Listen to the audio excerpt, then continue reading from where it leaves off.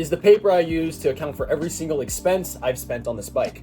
Not every single one, excluding the expensive ass tires that cost $40 a piece. But yeah, it has the most of it, mainly the components that wear over years rather than just a couple of days or months if you are not gnarly of a rider. Starting off, we're gonna have to start off with the bike. The bike is an Aventon Cordova fixed gear. Rest in peace, Aventon. I know. But this bike with an MSRP around $700 brand new costed me around $300. It's not too big of a deal, especially because I got it off of Facebook Marketplace secondhand, but it's still a pretty good deal. You know, half off for a bike that was essentially brand new when I got it. Can't really complain. And if you are looking to build a super expensive bike like the one behind me for a pretty good price, I would recommend doing the same. Go on some secondhand marketplaces such as Facebook Marketplace or Pink Bike, and you will save yourself tons of money in the long run. Especially right now in 2024, the bike market is horrible. I bought this bike back in 2021 when the bike market was, starting to inflate like crazy. But I got lucky with this bike, especially getting it for that much. It was essentially brand new. In 2024, I recommend definitely buying the bikes right now, especially on Facebook Marketplace. I remember just a couple of weeks ago, I almost pulled the trigger on a $6,000 bike that someone was selling for under $2,000. It was like a 2019 Trek Fuel, I believe, and it was beautiful. Had some aftermarket upgrades such as a fork and shock and bars as well. But that's besides the point. The whole bike costed me $300 complete. The whole complete bike, everything, including the rims, hubs, everything. The whole bike cost me $300, and from there, I was able to build on it. This is something I recommend if you want to do some custom builds. Buy a full completed bike because you'll have a bunch of parts you could use that fit on the bike, that were a part of the bike, and you won't really mess with fitment issues if you are buying new parts. Now, the first thing I got with this bike is the straps. These guys right here, the fixation straps. They're the first things I got when I got the bike, mainly because it is a fixed gear and you can't stop because you have no brakes. Those are the first things I got, and I got them on sale. You got to be a little bit stingy if you want to build a pretty cheap bike. So for a $41 MSRP range, I got them for $30. I used mommy and daddy's money too, so it was technically free. So I'll give it to that one. The next thing I bought with this bike is the carbon seat post. I got this guy right here, the carbon seat post. I got it for this bike. Now, I got this in a kind of unorthodox way. Typically, you go online and buy stuff. Me, I'm a bit of an exception because I run like a locally owned bike shop. So if a customer comes in and their seat post is not coming out, so you have to cut it and drill it out. And then when you cut it and drill it out, you realize the part you cut is perfect to fit on your bike.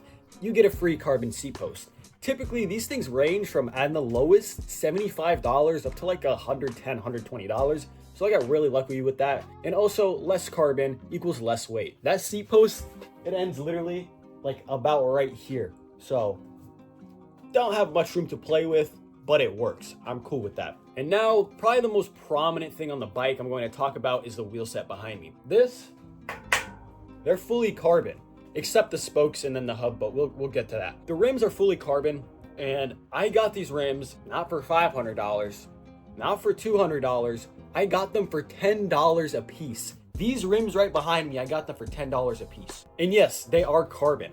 The guy on Facebook Marketplace who I got these off of felt so bad because he thought they were Chinese carbon rims that he was selling them for $10 a piece, which was crazy. He had like 4 or 5 sets, and I wish I bought them because people offer me like $700 for these rims before. So if I bought all of those, I could make like a crap ton of money, but I guess an opportunity lost. Oh well. I still got this whole carbon wheel set for under $100. The previous wheel set on this bike was like a push wheel set that comes stock with every Aventon Cordova.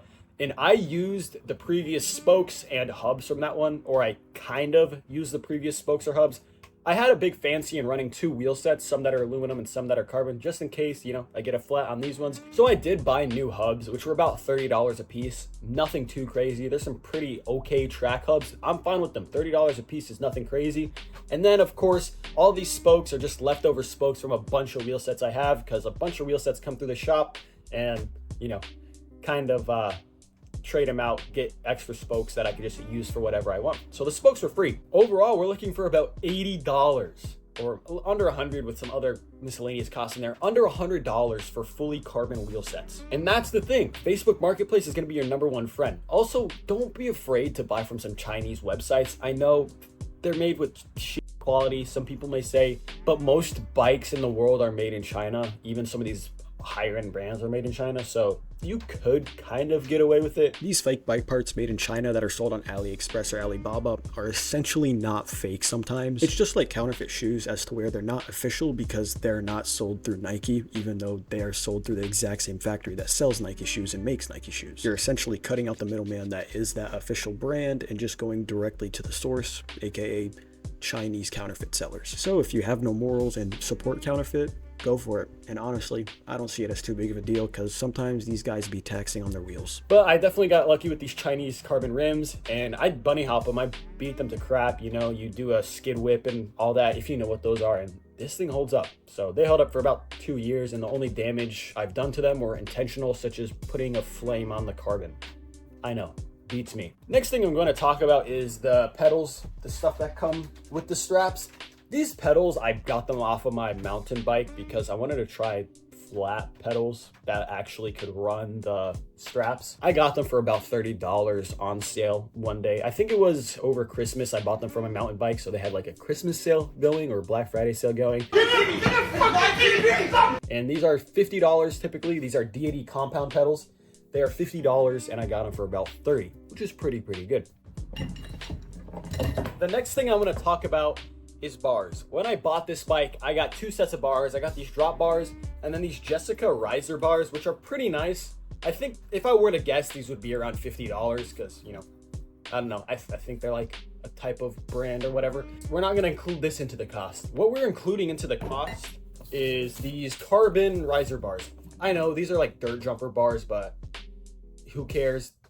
You put anything on a fixed gear, let's be honest. These carbon riser bars, you're gonna be surprised how much I got them for because I got these as well as a bunch of other bike parts for about $25. These, I'm gonna just say they're $25, but they're not really $25. In reality, they were probably like $10 or $2. I don't know. But yeah, got these Raceface Next carbon bars, and Raceface typically charges anywhere from $100 to $180 for their carbon bars. And I'm gonna say these were $25. Let's just say they cost me $25. I don't remember, but yeah, very good deal. Again, look at Facebook Marketplace or Craigslist. Craigslist is also good. That's where I get like mainly most of my part deals. So run to Craigslist if you want a bunch of parts at discount. And lastly, the biggest thing I'm gonna go over that I spent the most money on is my tennis ball. This tennis ball gives me plus 10 speed anywhere I go, makes me faster, and I beat pretty much every weight weenie out there. So yeah, it's pretty much priceless. We are looking at, I'm gonna go with the high end range of everything that I said. $700 for my fixed gear, $41 for the straps, $75 for the carbon seat post, $1,100 for a carbon wheel set, because they cost anywhere from $800 to $1,100. One of my friends, he spent $1,100 on whiskey carbon wheel sets. Next thing we're looking at are the deity compound pedals. Again, they were $50 MSRP, got them for around $30. Raceface carbon bars, about $180, got them for about $25.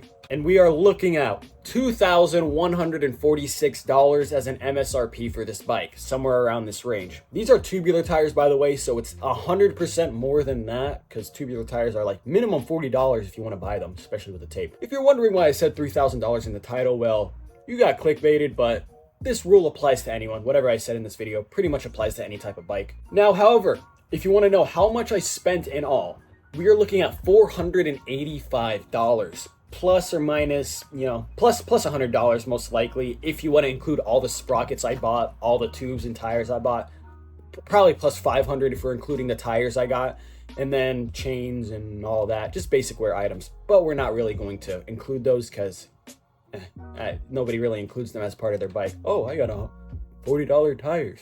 No, because they're wearable items. But yeah, I hope this video was helpful, you guys. If you don't have a lot of money like I did back then, and you know, you want to buy a pretty nice bike without breaking your bank, or if you don't have a bank at all, you know, just get a pretty nice bike and show off to your friends around the neighborhood or whatever. But yeah, bye.